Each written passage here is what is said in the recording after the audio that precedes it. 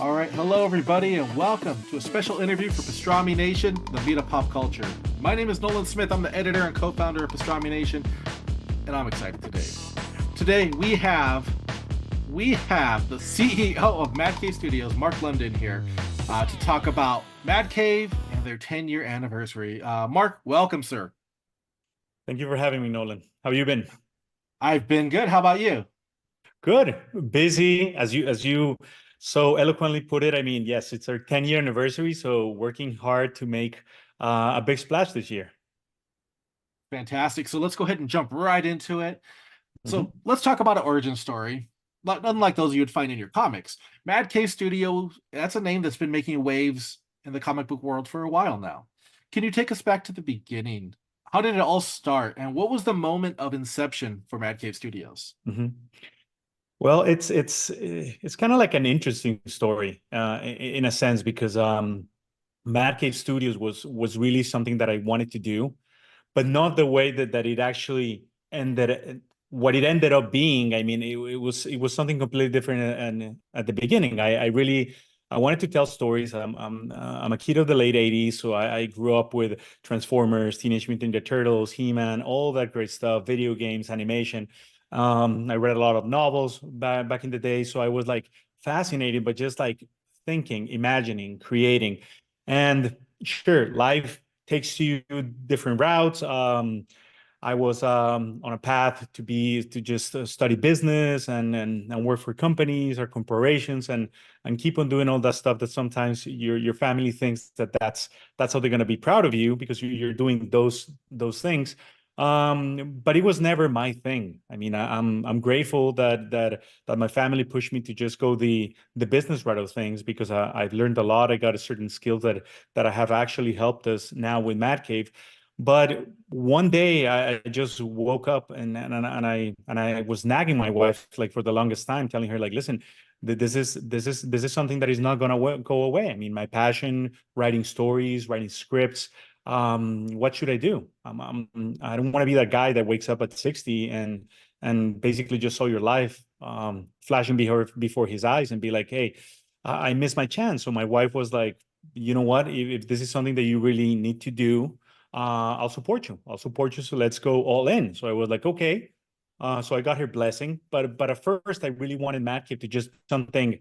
Of course, you're very cautious at first when you're trying to embark on something new, especially something that it's putting out there your skin exposed to the world. Mhm. So it was more like it's kind of like those singers that they say that they sing but they only sing in the shower. So for me, all the creative aspects were like, no, I really want to do it, but this is only for me. So when she gave me the okay, I was like, okay, I'm just gonna build like a website and I'm gonna build like a fan page, and maybe I can put a couple of scripts there, maybe I can do some outlines, put a couple of pitches, and hopefully I'll just try to rope in a few artists and that they can help me just put my writing into pretty pictures and all that stuff. So just to make a long story short, I got in touch with an ad agency or a marketing agency back in the time, and I was like, okay, guys, look, this is really what I'm looking for. But when they start seeing everything that I had planned for it, they were like, you know what? I think that maybe you can take this an extra step, and maybe you can go the distance because there are some things here that are that look interesting. So I was again flattered because they recognize that. So I was like, okay. So we started building a website just to like try to self-publish so some of my comic books first. Because I also didn't want to work with anybody else without knowing exactly what the hell I was doing, because I know Right. how important we as creators, we give it all when we create something. So I didn't want to be responsible at first of trying to bring in other writers babies, just to put it in a matter of speaking. So I started putting a few things out there, and I started meeting fascinating people that were actually very in tune with the comic book industry, and very creative individuals that knew about marketing, that knew about graphic design, that knew about the publishing side of things. So everything started growing, Nolan, and then we released our first book, which was Battlecats, almost 10 years ago. When we used to go to conventions, I mean, people did not know us as Mad Cave. They knew us as the Battlecats people. Oh, those are the Battlecats people. But at first, I was writing all the different titles for Mad Cave. So I was writing Midnight Task Force. I was writing Honor and Curse. I was writing Knights of the Golden Sun. Later, it came Wolven Heart, created a concept for RV9. So all these things, but again, I realized like this cannot be a one-man show. It's impossible, and I really want to give others the opportunity to try to have a collective creative force, to put it in a sense of as a matter of speaking. So that's really what happened. I mean, I started meeting all these great artists that could actually turn all these scripts into comic books, and that's what started Mad Cave. That's the origin story. Sorry that I rambled. No, I love it. I love it because the part that stuck out to me the most was when you said like you didn't want to bring other people on board until you knew what the hell you were doing. And to Mhm. me, that's just speaks volumes for you as a person because Thank you. it takes a lot to get something going, and to make sure you're doing it right, to work out all the kinks, and then to say, okay, let's see who's interested. So for you Mhm. to have that, that side of caution, I really like that because that's I think it's important that we're respectful of all of our creative peers, Mhm. and not to jump the gun, right? Because we'd love to have everybody come work with us, and then we're like, what are we doing? Yeah. So understand that completely. Uh-huh. No, no, no. And again, I love how you're putting it because it was exactly that. I mean, I cannot try to be dishonest with, first of all, the craft, the passion, because I feel that the nothing that we have here at Mad Cave is ours. Once that is published, I mean, it becomes somebody else's property in a matter of they become passionate about the content and they become in love with the characters. I mean, if you do your job right, I mean, that's really what's going to happen. So bringing other people's babies, I mean, or creative content, I mean, what was a huge responsibility for us. That was, and I don't want to get ahead of myself. But that is why eventually we created the talent search that we do every year, because it was a matter, in a way we knew how hard it was to publish your own content. I mean, I lived it myself. Starting Mad Cave, very, very difficult, but I know how hard some people are working in the shadows, and they don't have a megaphone and they don't have a voice because the outlets are so difficult, I mean, to penetrate. So with the talent search, what we did was like, okay, we're not going to bring in your babies, but come here, work under a tutelage. This is what we want you to do. And we create more content. So it's a win-win, but it's a way that you can also expose, I mean, your talents as a writer or as an artist or as a letterer or as a colorist, and then you'll take it from there. What you do after that, I mean, that's definitely on you. And so it was also a great way to try to give something back. But again, I'm getting ahead of myself. No, I'm glad that you mentioned that. Yeah, because I mean, it is hard to crack into the business, being a lifelong comic book fan. And of course, all of us try it every once in a while. Like we try to break in, did my try, 400 Yeah. copies self printed, hit Comic Con and everything back in 2004. And it was Mhm. hard. It was It hard. And was like you hard. said, like Yeah. putting it out there for the world to see. And I can Mhm. tell you right now, looking back at it, like compared to what I can, do now and see now, it was pure crap. But we all start somewhere. And it's so hard to find that part to start somewhere. So I really love Yeah. that you do that. I love that every year you do that talent search, to put that spotlight on those that, like you said, maybe they're working in the darkness. And Mhm. we get down on ourselves a lot as creative types. We feel like we're our own worst critic. And I think Mhm. that's awesome that you're allowing people to give that shot and say, like, okay, I click submit, it's done. Let's see what they say. Mhm. Correct. So Mhm. it's a fantastic thing you're doing, sir. Now I want to Thank you, jump Nolan. into we're 10-year anniversary. Yeah. So over the past decade, Mad Cave you've had a treasure trove of stories. So out of this impressive roster that you've had, which would you say is your personal favorite? And then on the flip side of that, which one hit the jackpot in terms of success? Well, I think I can answer those two questions. I mean, with one title, and I'm going to tell you Okay. why. Because, of course, like I really feel proud of what I've written. and it was basically what kickstarted everything that we have now.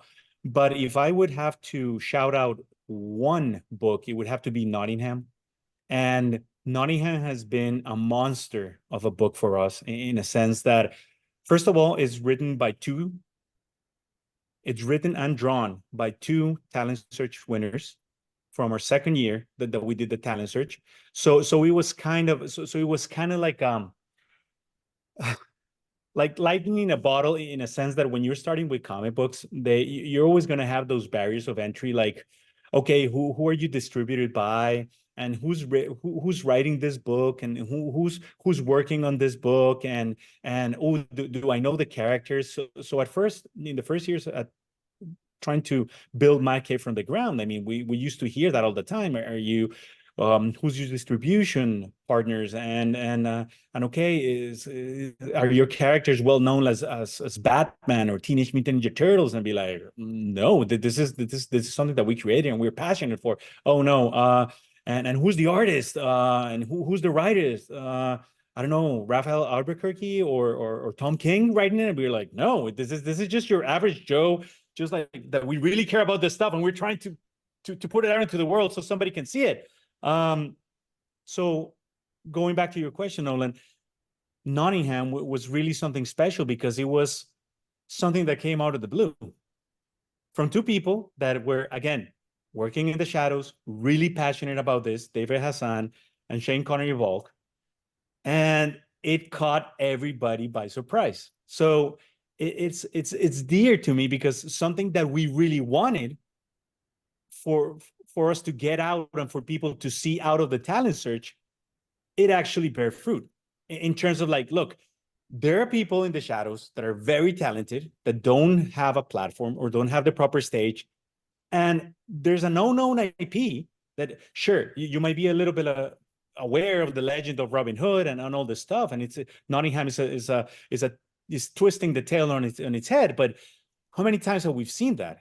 So that's not a guarantee that you're really going to have, again, that you're going to catch lighting right off the bat. So for me, if a title that has defined everything that we've been trying to do at Mad Cave is Nottingham, precisely for that reason.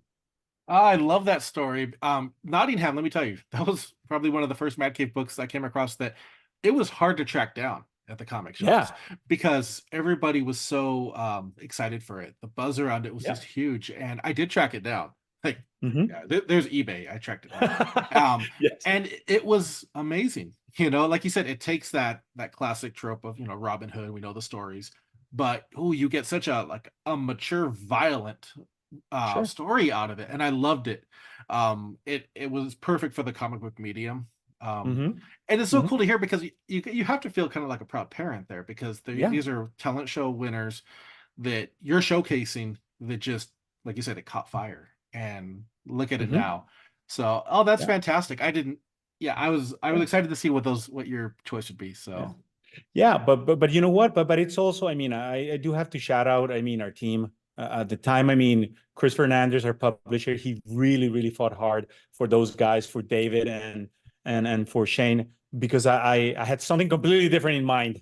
Because again, we were the ones that with Chris and with the editors at the time that we would give the talent search winners kind of like some pitches and be like, okay, you can play with this within this boundaries.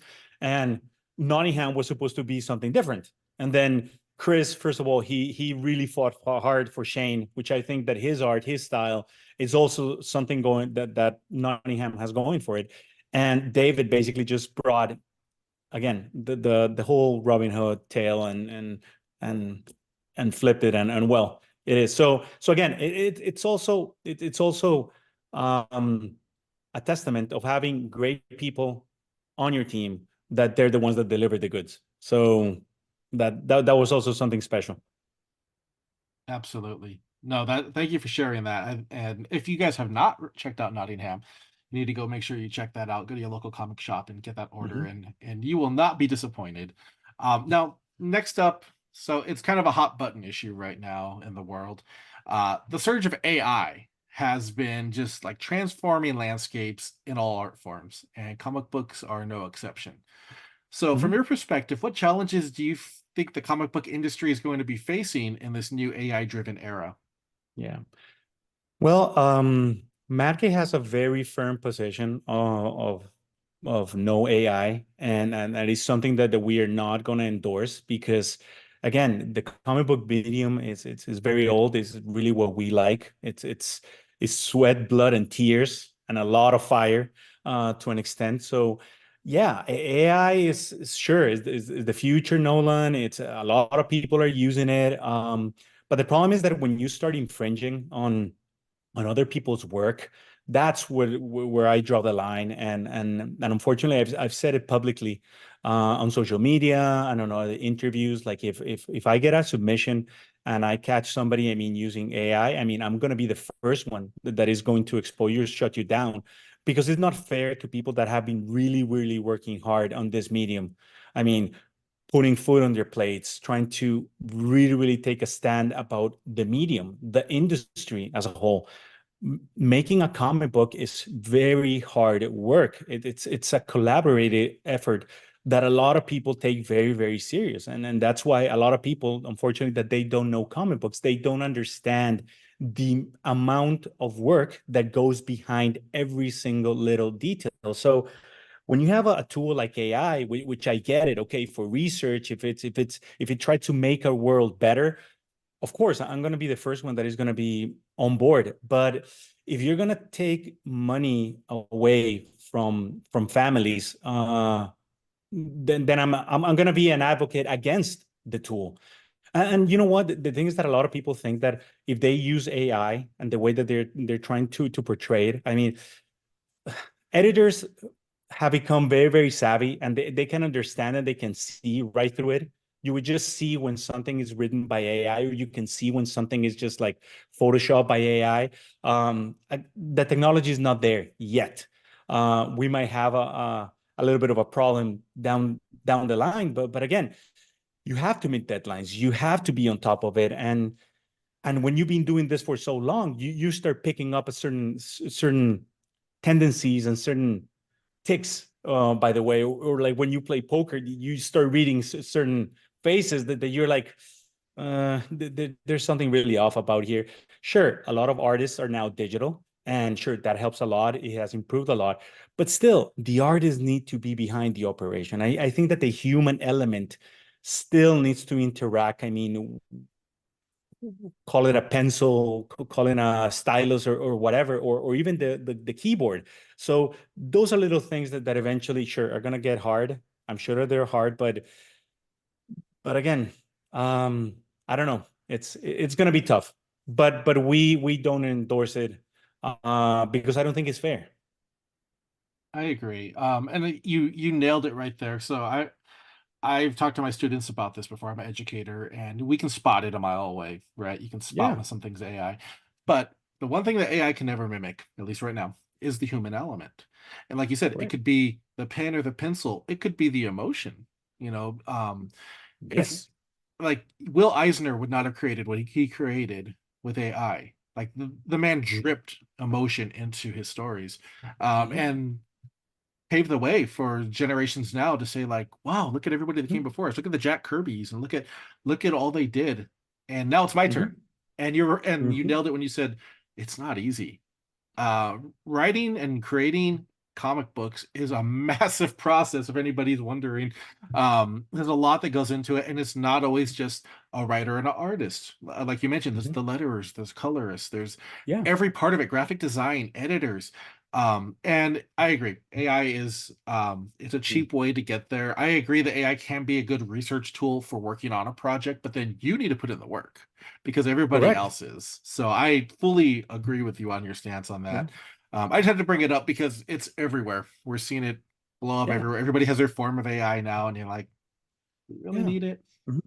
Sure. And again, if it's a tool that is going to help your daily chores and is going to make your life easier, of course. But again, when you start tiptoeing around like, okay, what is morally acceptable and what is not, and when you start drawing the lines of infringement and this and that, because again, you're a writer yourself, Nolan, and we've been through this. Of course, before AI, there was plagiarism. And there was a lot of things that a lot of people got caught up for. So it just, but there's also no better way of trying to put something out there that if you're just sitting at your desk or standing at your desk or doing whatever and just doing the work. And also with AI right now, I mean, especially the industry, because you know the players. We've been working with players that were actually doing this before the whole AI craze was out there. So you know their work. You know how they work. They already have this style, this rhythm of how they approach things that, well, you're even going to try to go with the tried and true because also you know them. So, but again, newcomers or new artists that are just coming into the frame are stepping out into the scene. I mean, do the work like the greats from the past that they all did it. So take example from that. Take example from Alan Moore. Take example from Will Eisner. I mean, read that stuff and be like, oh, okay, because a lot of people can do that. It's pouring your emotions, being consistent, be disciplined about the craft, and eventually you will get there. Nothing is easy, but eventually, no way. There's no reason why you should try to cheap yourself, as you're saying it, Nolan, by using a tool that is supposedly going to do the work for you. Because again, I guarantee you, it's never going to be better than if you pour your soul, tears, blood into the material. It will never achieve that. Never. Completely agree. Completely agree on that. And you know, I mean, if you hit a writer's block, people put on music. That's what we do. Put on music, get Yeah. inspired, go for a walk, Yeah. Yeah. get some coffee. There's it's in you. And I love that, you said that like nothing will ever mimic what we can bring as, No. human beings. Yeah. So if you're out there and you're like, I want to jump in the industry and I'm just gonna go to Chat GPT, listen to what Mr. Mark London's saying. Like just try it for yourself and you Mm-hmm. will suck at first. We all do. And you have to just Mm-hmm. keep going through it. Nobody's gonna come Mm-hmm. out and say, like, I'm Brian Bendis right off the bat. No. It's not gonna happen ever. No. So all right. So I do got one last question, and it's the big Sure. one because it's the focus of what's going on this year. We're talking 10 years, 10 years of Mad Cave Studio, 10 years of pantomime, of Battlecats, of Honor and Curse. Can you give us a sneak peek of what you have on the horizon coming for the 10-year anniversary? And I noticed one big project already that's hit the media, and that's of course Dick Tracy. Mm-hmm. Mm-hmm. Well, for this year, of course, we're gonna try to showcase and shout out for the Ford wins that yes, it's a 10-year anniversary because like I always keep telling the team and I even look at myself in the mirror and I just again I'm saying it to myself that it's been like yeah it's been 10 years of putting your best foot forward, trying to work, I mean, with talented people, giving the opportunity to certain people. So the 10-year anniversary is it's a milestone, but it's of like everything that you've been doing. So aside that we're gonna shout out from every single rooftop out there and highlighting the work of great and talented creators across the board, that's something that we're gonna keep on doing this year, and that's something that I feel very proud of. But as you clearly mentioned, Nolan, yes, Dick Tracy by Alex Segura and Michael Moriarty, and of course drawn by Geraldo Borges. It's fantastic. But we also have Gatchaman, which is going to be written by Colin Bunn, an artist Chris Batista, and we also have Flash Gordon, which is written by Jeremy Adams and drawn by Will Conrad. So those three titles are going to kickstart some very, very interesting properties that, of course, they're licensed properties. And it doesn't mean that Madcap is going to steer away from creator-owned content or even homegrown content. It's just putting out there what we love, which is great stories that I grew up with, that a lot of people grew up with. What actually fascinates people about comic books are these characters, these stories, but in tandem with everything else, in tandem with keeping the talent search alive, keeping again the creator-owned properties that nobody knows exactly what it is, but you might know them, so you'd be like, okay, I'm gonna support them, or a well-known IP like Gatchaman or Dick Tracy or Flash Gordon. So I like to call it again, like as Mark Irwin, our VP of business development, he always told me, he's like, yeah, this is the tide that can raise all the other ships.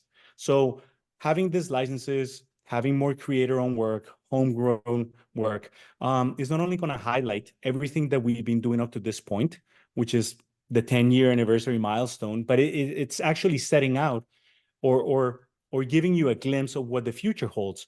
Sure, we are after more licenses that I unfortunately can't talk right now because the contracts haven't been signed. But again, more on that aspect, bringing in creators with their own ideas and their own content that are actually gonna blow your mind, Nolan.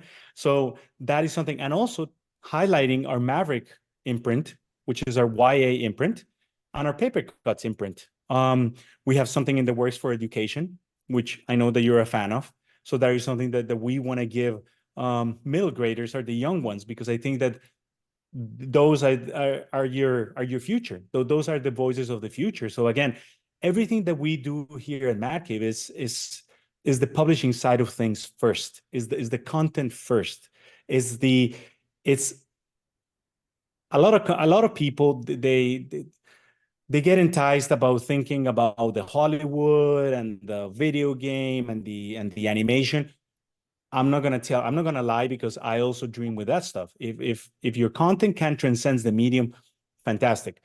But you have to focus on what comes first, and what comes first is the publishing. So by reaching this 10-year milestone of publishing comics, is we want to be the best publisher. We want to have the best comic books, the best graphic novels out there. And not only on the Mad Cave side of things, which is it has mature content, but also for young adults through Maverick and middle graders through Paper Cuts. So that is something that you're going to continue seeing, more alliances that are directly tied to the publishing side of things. Again, I wish that I could say a little bit more, but stay tuned, because during summertime, that's when everything's gonna is gonna see the light of day, hopefully. And again, you're gonna be the first to know. I'm gonna reach out to you personally. I'm gonna tell you, okay, these are the things that we discussed during our interview that I couldn't say at the time, but now I want you in the know, Nolan. So Oh, I can't wait. I absolutely can't wait. And I love that you said, like, of course, having the Mad Cave stuff that has some mature titles in it, but also focusing on the kids. yeah, There are so many kids that, so I had David propose on a yeah, school webinar before, and I can't tell you how excited those kids were to hear from this guy who started off in just doing very independent stuff, and now, yeah. I mean, he's working with Mad He's Cave, he's Marvel. working with Marvel, he's working Yeah. with all that, and Hmm. it meant the world to see that, like, the comic world is caring Hmm. about people their age. So I Hmm. think that's fantastic. I'm a big fan of Gotcha Man and Dick Tracy. Like, those are my two of my biggest things. So Love when it. I saw the press releases come through, I was like, oh man. I can't Mhm. wait, and I can't wait to learn what's coming up next. I know that you got stuff in the pipeline. We're early. We're Sure. in January. We got the whole year. Um, Yes. but I'm Yes. hoping that maybe later in the year we can revisit and we can Mhm. chat, Of and course. see what else is coming up. And then, of course, when the talent search is coming up, we'll make sure we get that out there for everybody, because we want everybody to have that opportunity. Of course. Of course. And yeah, and big shout out to David Post. I mean, he's the sweetest guy. He's a freaking talented writer. I mean, he's really really good. I'm just glad that we were able to rope him in to write The Devil That Wears My Face, because again, it's been such a great title for us. And again, I love David, and I wish that we can have him here as now Marvel has him. But yeah, but that's the beauty of this, that you start seeing guys that are starting on the independent side of things. And David has been also very smart on the way that he has approached his craft, approached his career. And look, that's what I was referring to a little bit, without trying to say too much in regards to the talent search. Sure, sometimes you might be granted or given the opportunity, but what you do after that, unfortunately, that's on you. And David has been somebody that, David was never a talent search winner, but he started really, really working on the nitty gritty of stuff, on his creating own stuff and his Kickstarters and everything. And Oh yeah. look where he's now. So working hard does pay off. Well, I can say both Mad Cave and David Propose do have a very high pedigree, in my opinion, because when that book came across Thank you. my desk, I Mhm. haven't written a comic review in a while. And Uh-huh. that's what made me. I said, if Mad Cave has a book they're doing what David proposed, I absolutely need to review this. Mm-hmm. And I wasn't disappointed. It was absolutely amazing. If you haven't checked out The Devil Wears My Face, you need to go check that out. One of the coolest, like, demonic possession books you're going to Yeah, find. Um, that's so cool. well, sir, I think we're at the end of our journey, but I want to thank you for your time. Thank you for creating what you have and for giving us these countless hours of stories that we're able to grab off of our shelf and just revisit whenever we want. It's an absolute honor to be able to chat with you about what you've done and where you're going. And I can't wait to see what Mad Cape has in store for 2024. Thank you, Nolan. Thank you for having me. Thank you for supporting Mad Cave throughout the years. I mean, you're been an ambassador of the company in a way that, and I know that, that you're tough. You like your comic books. I mean, a certain way. So again, I do enjoy when I see your reviews. I read your reviews. I see your content out there because again, that's what we do it. I mean, I would like everybody to review a Mad Cave book, and it's because I really want to know what they think because we're trying to get it right. We're trying to please you guys, and yeah, we're just gonna continue doing what we're doing. Hopefully for another 10 years or another 20 years. I mean, we'll see how far can we get. Right. The sky's the limit. Sky's the limit. Yes, sir. All right, everybody. Well, thank you, sir. I appreciate it. Make sure you visit Mad Cave online. Make sure you visit Pastrami Nation online. Follow us on social media as well, Pastrami and Mad Cave. We have lots of cool stuff going on. I'd love for you to go follow both of us and see what's happening. And that's all I have. Thank you so much, and I'll see you next time.